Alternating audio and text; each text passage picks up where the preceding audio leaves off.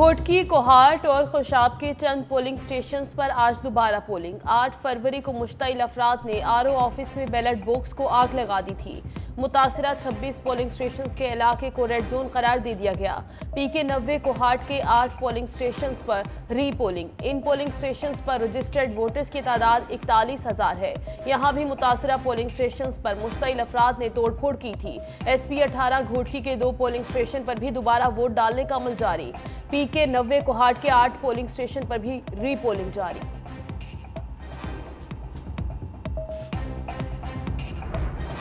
अमरीका ने मखलूत हुकूमत के क़याम को पाकिस्तान का अंदरूनी मामला करार दे दिया। अमरीकी महकमे खारिजा के तर्जुमान मैथ्यू मिलर का कहना है कि मखलूत हुकूमत का क़याम पाकिस्तान का अंदरूनी मामला है। कई ममालिक जहाँ पार्लिमानी निज़ाम हुकूमत मौजूद है, किसी एक जमात को अक्सरियत हासिल ना होने के बाइस इस किस्म के इत्तेहाद बनते रहते हैं। इत्तेहादी हुकूमत के क़याम का फैसला अमरीका ने नहीं, पाकिस्तान ने करना है। मैथ्यू मिलर ने मजीद कहा कि पाकिस्तान को इंतखाबात पर लगने वाले इल्ज़ामात की तहकीकात करने का कहते रहेंगे। सिर्फ पाकिस्तान ही नहीं, दुनिया के किसी भी मुल्क में इस किस्म के इल्ज़ामात की तहकीकात होनी चाहिए। पाकिस्तान के अवाम की मुंतखब करदा हुकूमत के साथ मिलकर काम करने के मुंतज़िर हैं।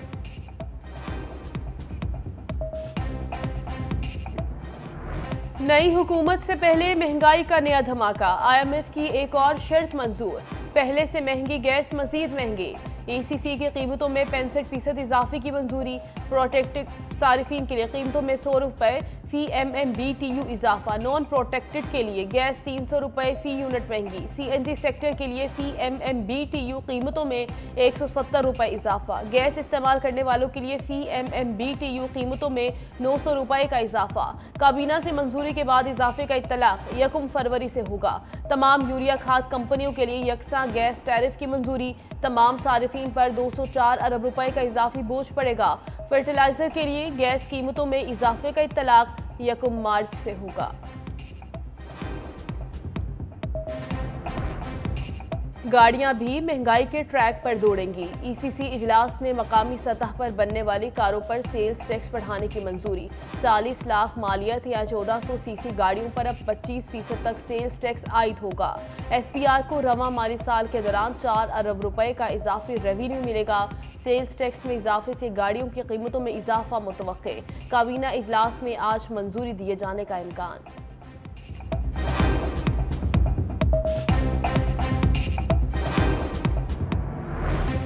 मौलाना फजलुर रहमान ने इंतखाबी नताइज मुस्तरद कर दिए। ओपोजिशन में बैठने का ऐलान। कहा, असम्बलियों में तहफ़्फ़ुज़ात के साथ शामिल होंगे।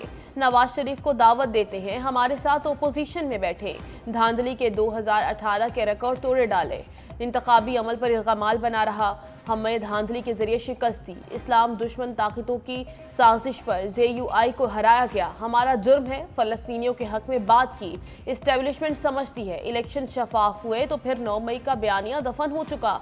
लगता है अब फैसले ऐवान में नहीं, मैदान में होंगे। कारकुन मुल्क में तहरीक चलाने के लिए तैयार रहें। तहरीक इंसाफ से जिस्मों का नहीं, दिमाग का झगड़ा है।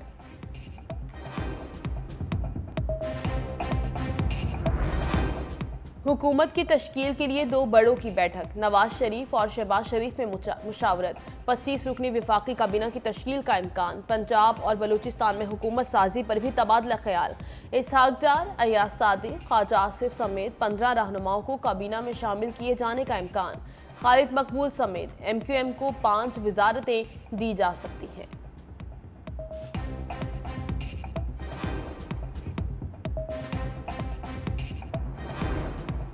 शहरी इक़्तिदार में इक़्तिदार की गेम। इस्लामाबाद में नून लीग और पीपल्स पार्टी का मुशावरती इजलास। मुस्तहकम जमहूरी हुकूमत वक्त की अहम ज़रूरत है।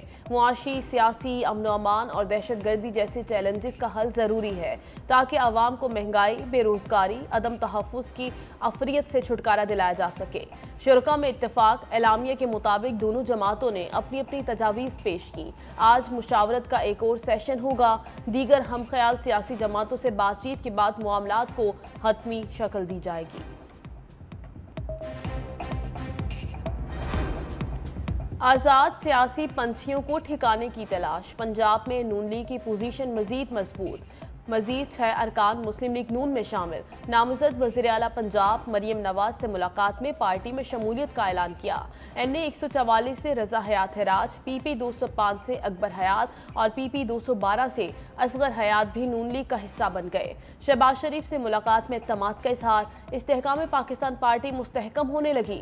PP 284 से हाफिज ताहिर कैसरानी, PP 270 मुजफ्फरगढ़ से जाहिद इस्माइल भुट्टा समेत 4 अरकान की अलीम खान से मुलाकातें IPP में शामिल हो गए। जरदारी से राबते का दावा, शेर अफजल के बयान पर हलचल। तहरीक इंसाफ के रहनुमा ने मीडिया को बताया कि साबिक सदर रात 11 बजे तक कुछ लोगों के जरिए राबता करने की कोशिश करते रहे। बोले PP से कहा हमारी जीती नशिस्तें वापस कर दें तो बात हो सकती है। शेर अफजल मरवत ने मैंडेट चुराने वाली जमातों के बारे में बानी PTI का मौक़िफ़ भी दोहराया। शेरी रहमान की शेर अफजल मरवत के दावे की तरदीद, कहा हमारे दरवाजे खुले हैं लेकिन इसका ये मतलब नहीं कि हमने जाकर पेशकश की। आसिफ जरदारी ने हमेशा मुस्बत सियासत की बात की।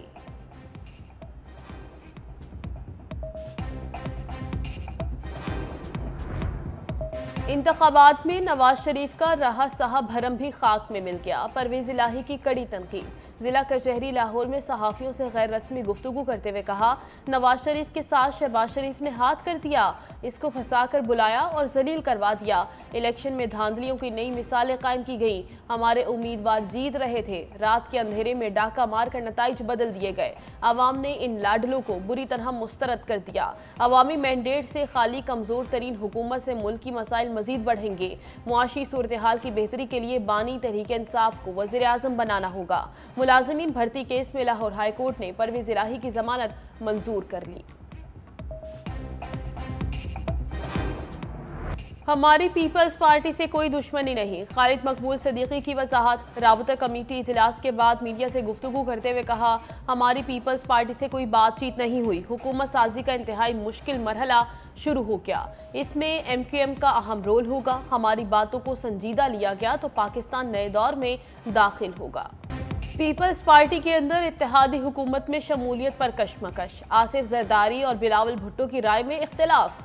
चेयरमैन पीपल्स पार्टी ने इंतखाबी जलसों में लीगी क़यादत को आड़े हाथों लिया, पुराने सियासतदान कहकर मुखातब किया। CEC इजलास के बाद दो टोक ऐलान किया कि काबीना का हिस्सा नहीं बनेंगे। हुकूमत बनवाकर खुद हुकूमत का हिस्सा ना बनने के बयान पर नून लीग तिल में ला उठी। चौधरी शुजात के घर बैठक में आसिफ जरदारी का मुख्तलिफ मौक़िफ़ मिलकर हुकूमत साजी का ऐलान कर दिया।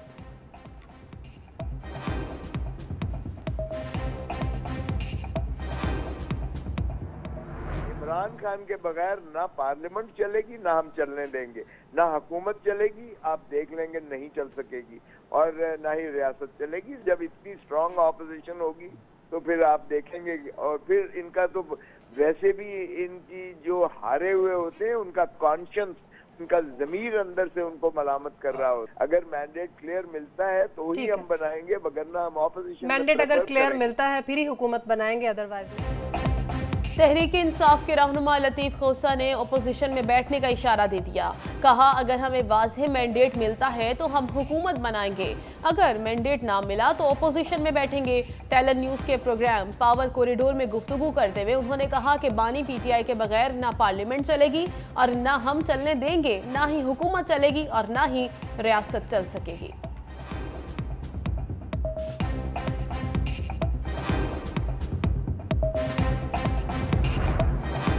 PTI की एक और तदबीर उल्टी पड़ गई। मजलिस वहदत मुस्लिमीन के जरिए मखसूस नशिस्तों का ख्वाब चकनाचूर। ज़राए इलेक्शन कमीशन के मुताबिक तरजीही फहरिस्त जमा कराने का वक्त गुजर चुका, अब लिस्ट में तब्दीली या इजाफा मुमकिन नहीं। PTI को इल्हाक के बावजूद मखसूस नशिस्तें नहीं मिल सकेंगी।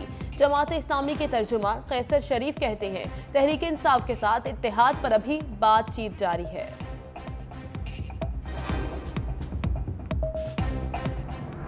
फॉर्म 45 की बात करते हुए दिल जलाने की बात करते हो। तारिक फजल चौधरी सवाल पर गुस्से में आ गए, कहा मेरे पास तमाम फॉर्म 45 मौजूद नहीं।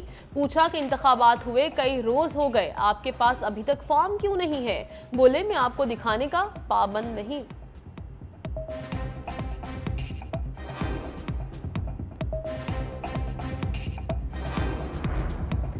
सलमान अकरम राजा की NA 128 के इंतखाबी नताइज पर कानूनी जंग। ओन चौधरी की कामयाबी का नोटिफिकेशन इस्लामाबाद हाई कोर्ट में चैलेंज। सलमान अकरम राजा ने मौक़िफ़ अपनाया कि आरओ ने हल्के का सरकारी नतीजा जारी कर दिया है। केस का फैसला आरओ की तफसीली रिपोर्ट और मुखालिफ उम्मीदवारों को नोटिस जारी किए बगैर दिया नहीं जा सकता। अदालत की तहरीरी हुक्मनामे में आरओ को 3 दिन के अंदर रिपोर्ट जमा कराने की हिदायत। अदालत ने करार दिया कि अगर कामयाब उम्मीदवार का नोटिफिकेशन अभी जारी नहीं हुआ तो वो केस के फैसले तक मुअत्तल रखा जाए।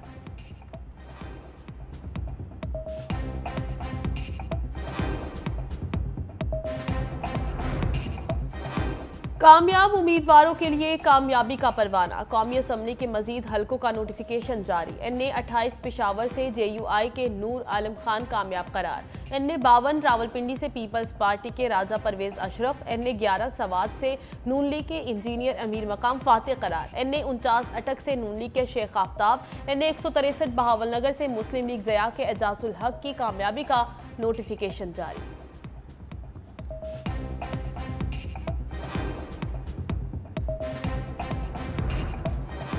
इलेक्शन में सिर्फ 6 करोड़ लोगों ने हक के राय दही इस्तेमाल किया। इंतखाबात 2024 का टर्न आउट 2018 से भी कम। फाफिन ने जायजा रिपोर्ट जारी कर दी। कहा 8 फरवरी को टर्न आउट 47.6% रहा। इलेक्शन 2018 में ये शरह 52.1% थी। मजमूई तौर पर 6 करोड़ 6 लाख अफराद ने वोट कास्ट किया। इलेक्शन 2018 के निस्बत 58 लाख जायद वोट डाले गए। अलबत्ता वोट डालने की शरह कम रही।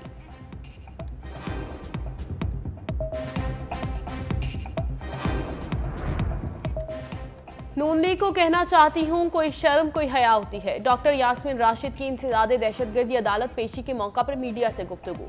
कहा पहले आप लोगों ने अवाम का पैसा लूटा और अब आप मैंडेट लूटना चाहते हैं। अवाम ने अपना फैसला सुना दिया, अब कौम के वोट को इज्जत दो।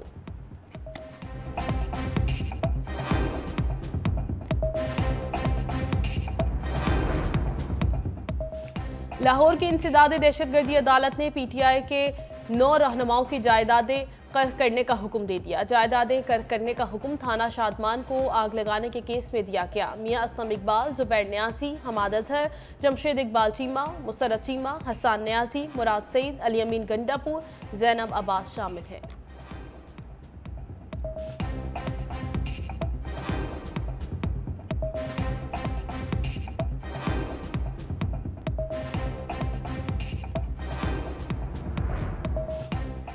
अलीमा खान एक बार फिर रेडार पर। FIA की जानिब से तलबी का नोटिस जारी। Counter terrorism wing Islamabad office में 16 फरवरी को तलब। इलेक्ट्रॉनिक और प्रिंट मीडिया के जरिए नफरत फैलाने और मुजरिमाना साजिश करके अवाम व फौज में तकसीम पैदा करने के इल्जाम।